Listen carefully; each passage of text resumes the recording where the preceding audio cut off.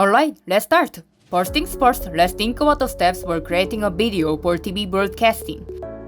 It starts with a rough cut to shape your videos in the NLE program.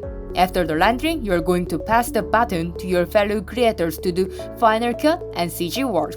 After they're done, you have to render each work and merge them in the NLE program. And set timecodes.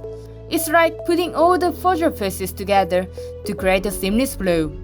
Now, here comes the tricky part.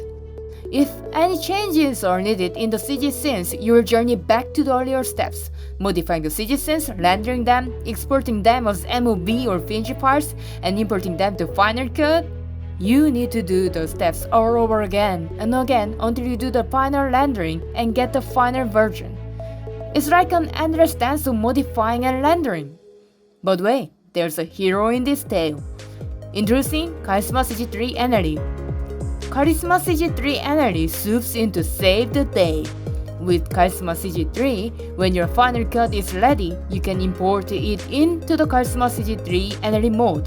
This means you can work on CG timecodes and modify CG scenes in real time within the NLE mode.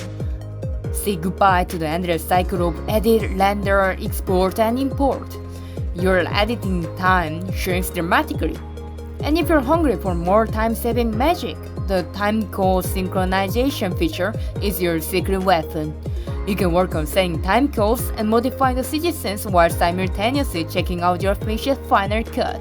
Now, let's dive deep into the wonders of KarismaCG3 NLE. The adventure continues in the following video.